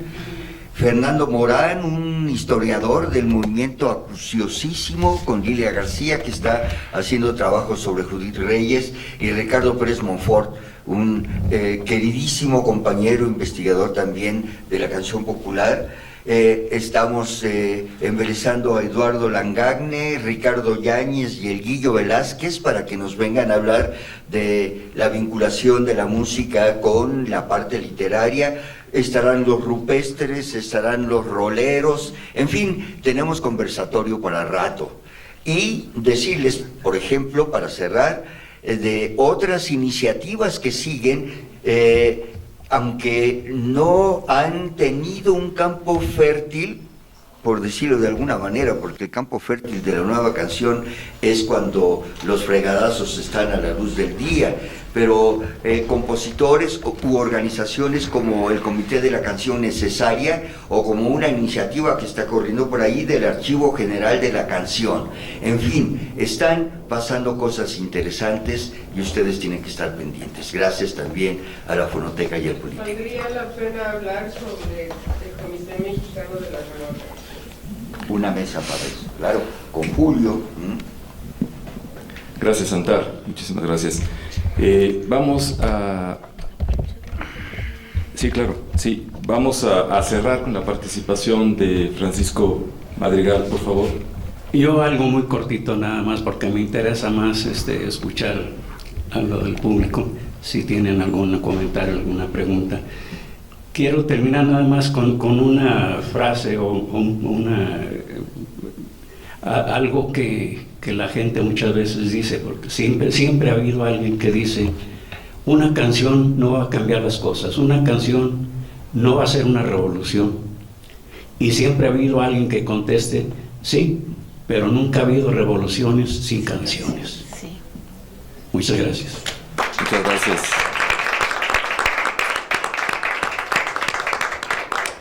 Bueno, muchísimas gracias a los tres invitados. Es un gusto para nosotros que hayan estado aquí, Antar y Margarita, que además de alguna manera son los promotores de este conversatorio. Ellos fueron los que hicieron que se hiciera realidad. Lo veníamos platicando ya desde hace algún tiempo y bueno, finalmente lo logramos. Podríamos decir que ahora estamos en el tercero, partiendo del coloquio, y esperamos pues que vengan los que siguen. Vamos a estar aquí en octubre y noviembre y esperamos que estén con nosotros. Vamos a abrir un espacio para preguntas y para comentarios antes de darlo por concluido.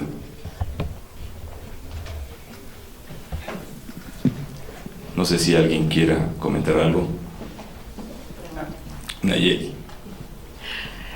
Bueno, antes que nada, gracias por este encuentro, esta serie de encuentros y conversatorios que nos sirven a todos, pero que en lo personal me ayudan a poner mis ideas en claro de lo que ha sido mi desarrollo, ¿no?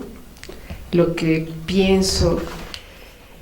Y escuchando hoy todo lo que se dijo en la mesa y lo que me tocó escuchar en la primera sesión en el Politécnico, me sigue asaltando una pregunta angustiosa como ente político y como ciudadana y como creadora.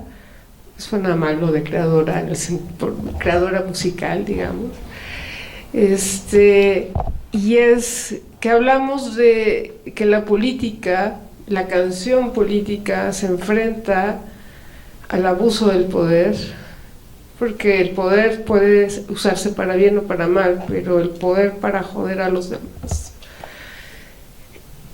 Y frente a estos días de tanta incertidumbre y muerte en nuestro país, me pregunto a cuáles de los poderes debo de ponérmele enfrente: al narco, al crimen organizado, a riesgo de mi propia vida, a los políticos de mierda que tenemos actualmente. Esa es una pregunta angustiante para mí, que ha sido el resultado de todos estos análisis con los que me ha tocado escuchar, recordar en el sentido de la vivencia compartida antes o después, pero que me mueve el piso en estos días. Muchas gracias. Gracias por tu comentario. ¿Alguien quisiera responder?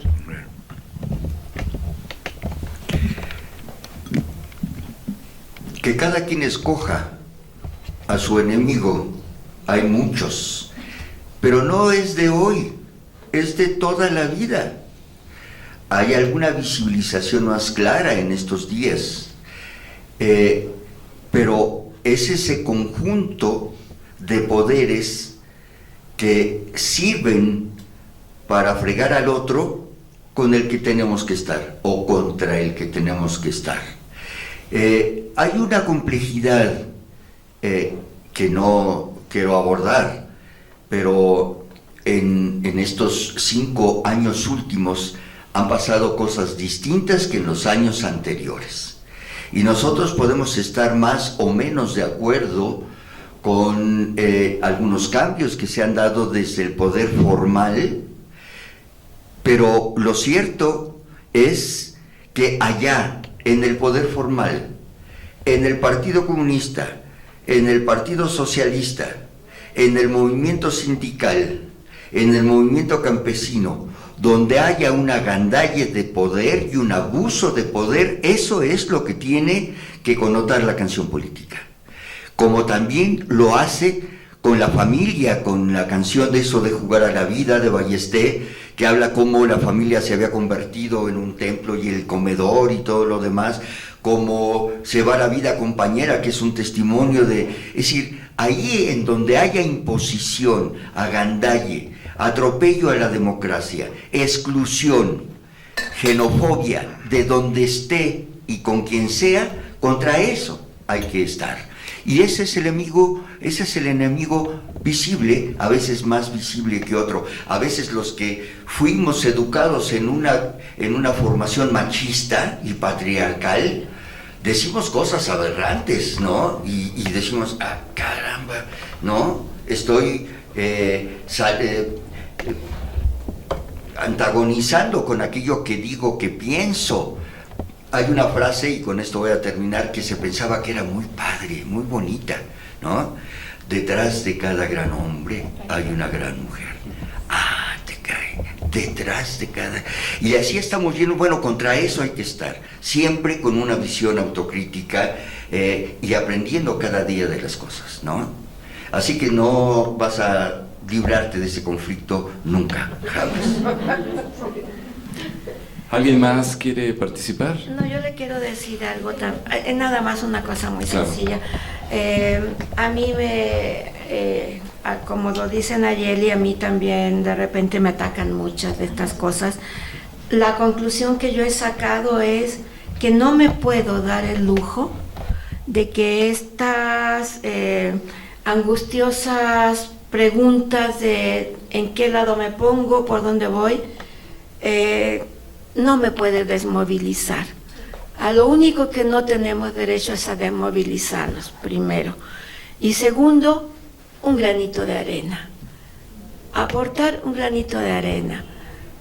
Tercero, que lo político atraviesa toda nuestra vida. Hay política en el amor, hay política en la cocina, hay política en el estudio, hay política en el canto, hay política en todo.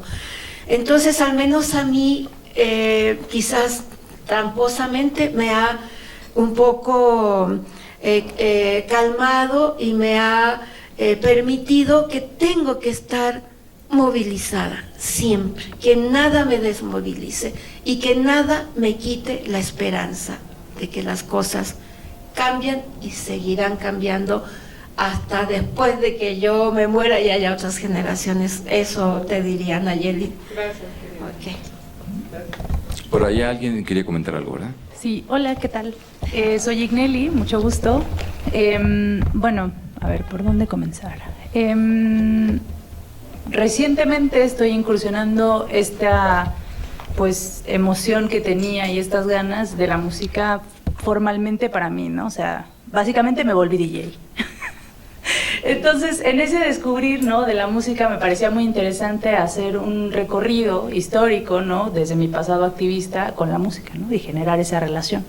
Entonces, en esa búsqueda, pues me pareció muy bonito encontrar estas cosas, ¿no? Entonces, primero quería agradecerles porque, pues, a través de esa curiosidad en línea, que ustedes se den el tiempo de estar aquí compartiendo esos espacios, esos momentos y sobre todo esas anécdotas, para mí resulta valiosísimo, ¿no?, en ese encuentro.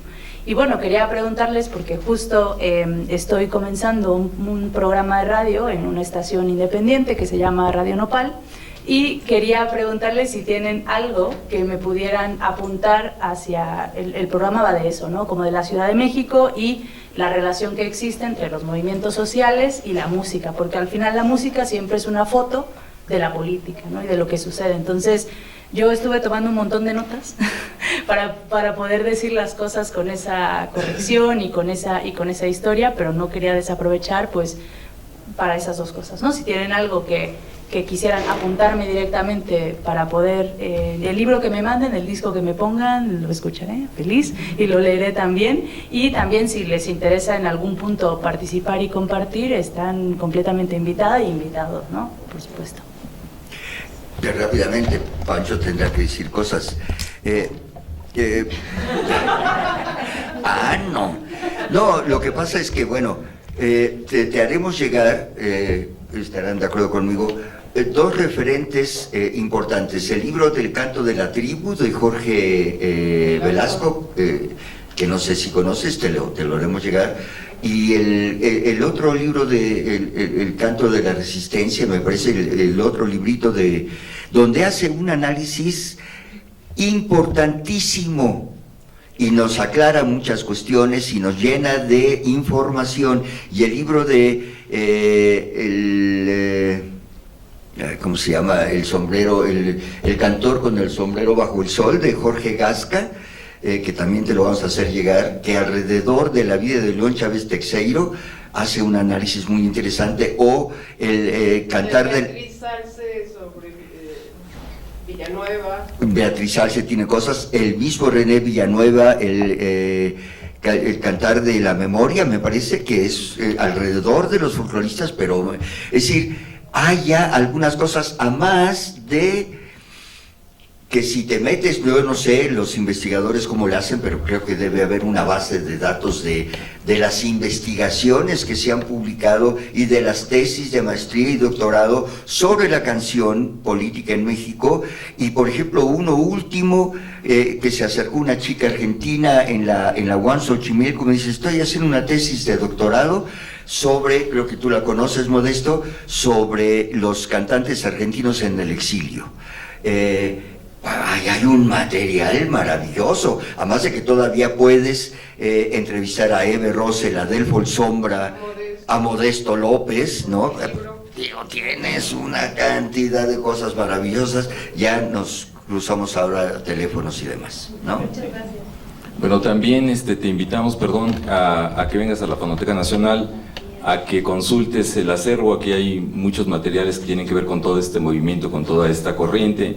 Digamos, por ejemplo, está el acervo de Óscar Chávez, está el de Gabino Palomares, y hay muchas cosas más. El de Nueva Cultura Latinoamericana, el de Ediciones Pentagrama.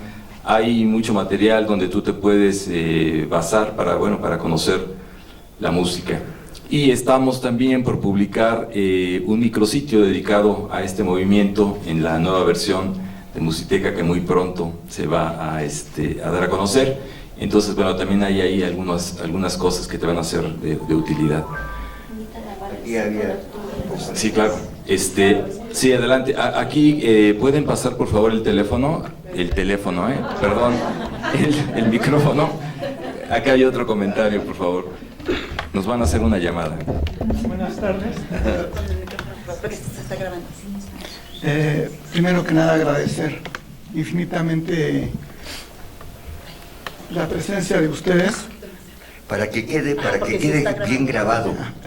Sí, primero que nada, agradecer infinitamente la presencia y la oportunidad de estar con ustedes, que son un referente en la historia musical de este país, que han estado presentes durante medio siglo ya en esta brega. Personalmente, mi familia tiene una vena musical, como escuchas. Nosotros básicamente nos formamos a principios de los 70s por medio de radioeducación. Teníamos que poner de cabeza el radio para poder sintonizarla, porque no había forma de agarrar la onda. En esa época también hubo una efervescencia de la canción en todo el continente. Nosotros fuimos protagonistas de muchos festivales. Personalmente los conocemos de lejecitos y de oída, pero en la intimidad de la familia siempre estuvo presente la música de ustedes, de antaño, la canción del partido, ese disco hermosísimo que hizo Pancho, el primer disco de los Maciosares, con la niña Huichola, que en las tertulias con los amigos, con la gente que llegaba, nos poníamos a escuchar la música, y era nuestra música que nos acompañó durante muchos años. Y los primeros llamados de asistir a los conciertos en el Auditorio Nacional, en muchos lugares, había una efervescencia impresionante, y además formó, yo creo que a 3 generaciones, la canción. Recuerdo con mucho agrado con el festival que hicieron en solidaridad con Uruguay, también el festival que hicieron con solidaridad con Chile, con Nicaragua, muchos artistas, fue un testimonio y un acompañamiento impresionante. Les quiero poner todo en este contexto porque de unos años para acá yo he notado que ese acompañamiento de los cantantes, especialmente de la música, está ajena o está muy distante de los movimientos sociales importantes. Digo, no solo Ayotzinapa, no solo la cuestión de Chiapas del 93, no solo eso, sí fue como un punto, pero se focalizó solamente, y no ha habido en esta época, yo no he visto, especialmente de los cantantes, de las agrupaciones mexicanas, que estén apoyando, les guste o no, esta situación que estamos viviendo, y sobre todo en América Latina, con el giro que ha dado los movimientos hacia la cuestión prácticamente de la socialdemocracia, ¿no? Que también habría que explicarlo, ¿no? ¿Por qué? Pero ¿por qué la canción, especialmente la canción mexicana, no está presente en estos movimientos con la misma intensidad, con la misma garra que tuvo en los años 70 y parte de los 80? Quisieras entender qué pasó con la canción mexicana y con todo ese movimiento artístico de las agrupaciones. ¿Qué pasó?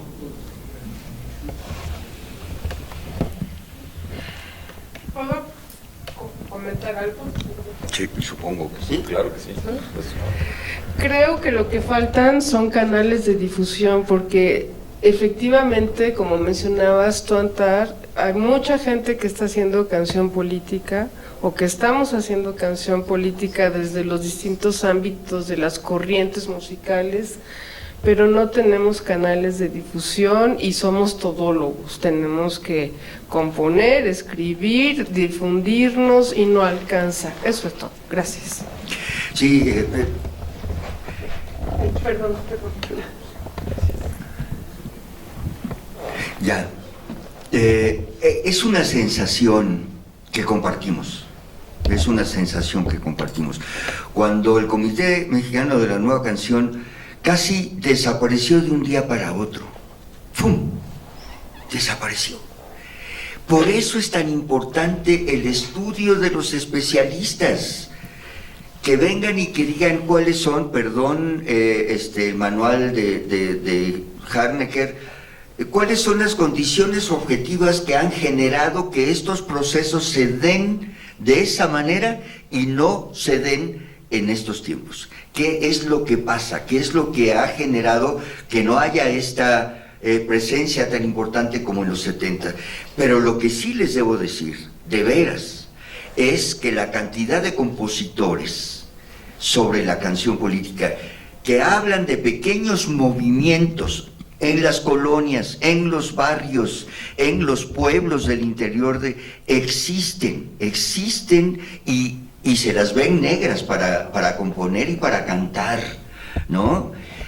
y que se está gestando algo que yo espero que suceda en esta reinauguración de la Pina de Cuicánime con otras características. Estamos pensando hacer un encuentro de buena parte de estos compositores, porque son un chorro, y que conozcan a los viejitos, como yo comprenderé, y que los viejitos digan, ¡ah, cañón!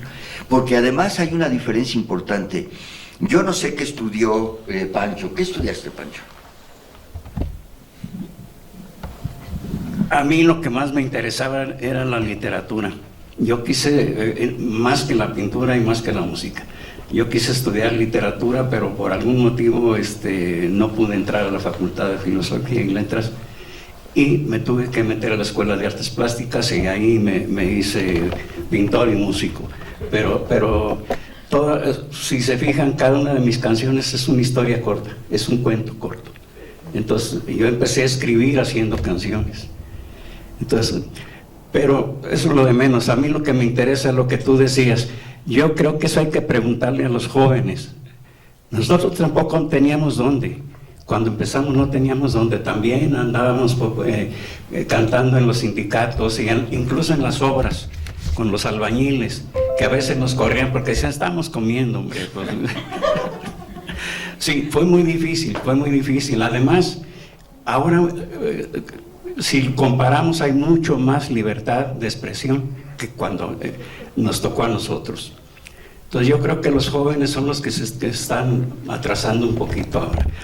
Yo comentaba lo que pasó en Guadalajara.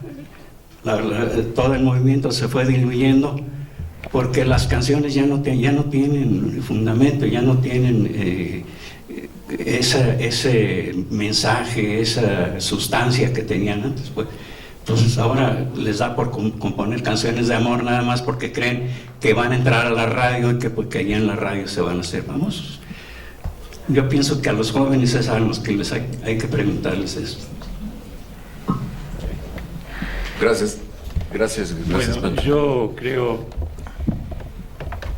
referente a lo que el compañero decía, creo que en el continente y en el mundo, por lo menos lo que yo conozco, en América Latina, hay una gran cantidad de jóvenes, no tan jóvenes, que tienen un compromiso con la vida y que esas personas existen, que cantan composiciones bellísimas que están haciendo.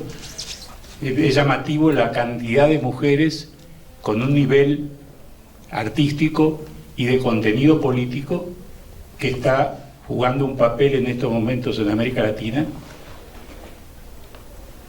en los diversos géneros musicales en los que se utilice.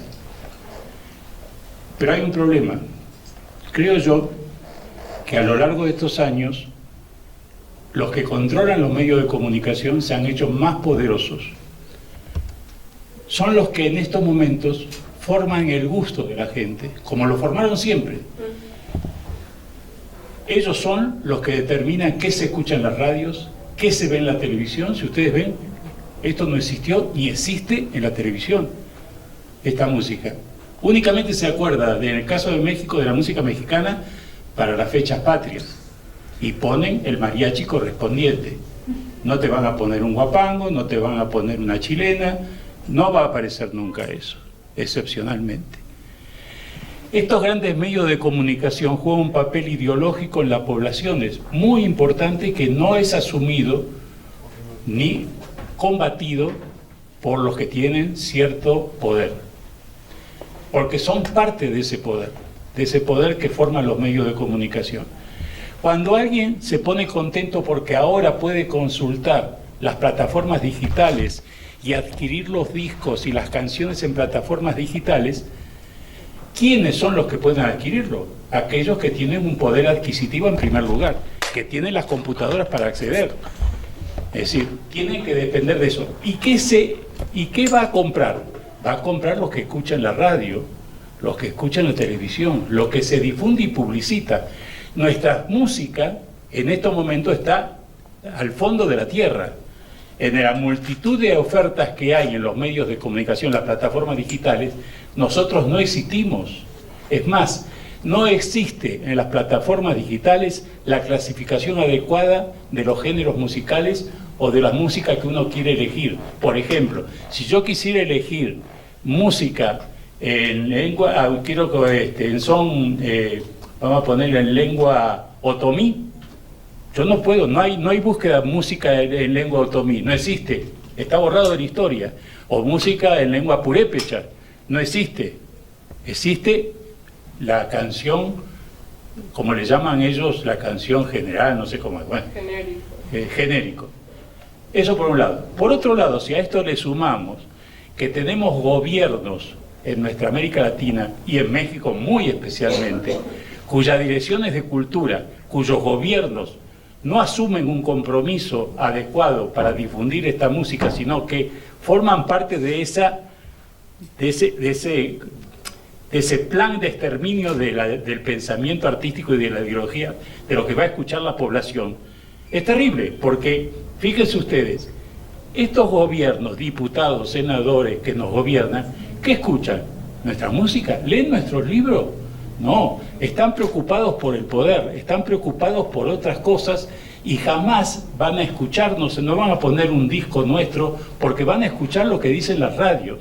Y cuando hagan los mítines, como se hace en la plaza, recordando el 15 de septiembre, se convocan los grupos más comerciales, aquellos que pueden llenar la plaza, no importa si lo que dicen son pendejadas, porque la mayoría de los grupos que contratan dicen pendejadas.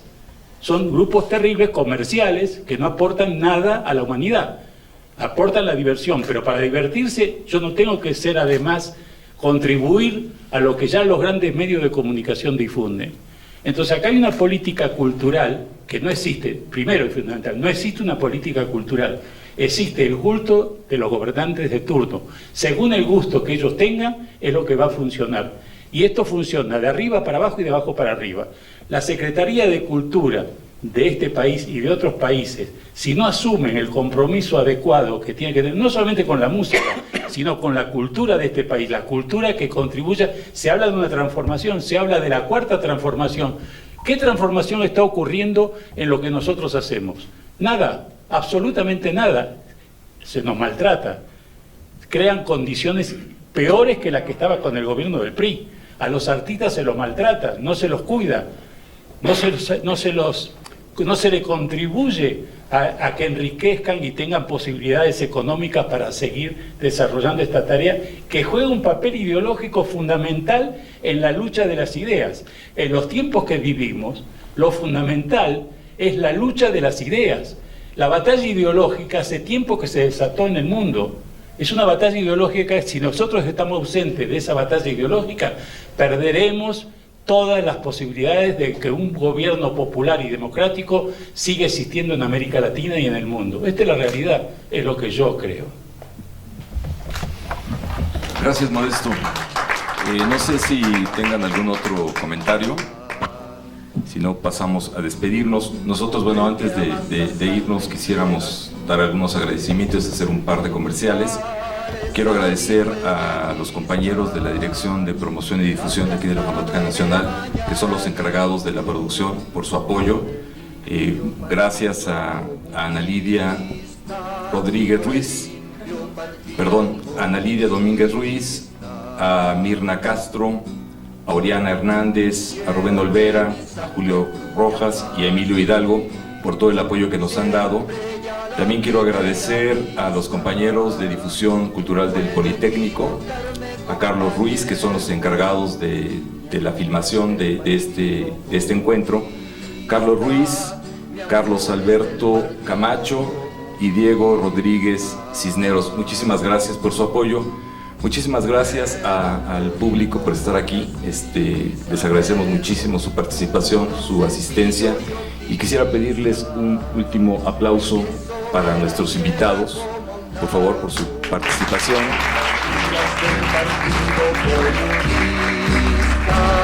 En las filas del Partido Comunista.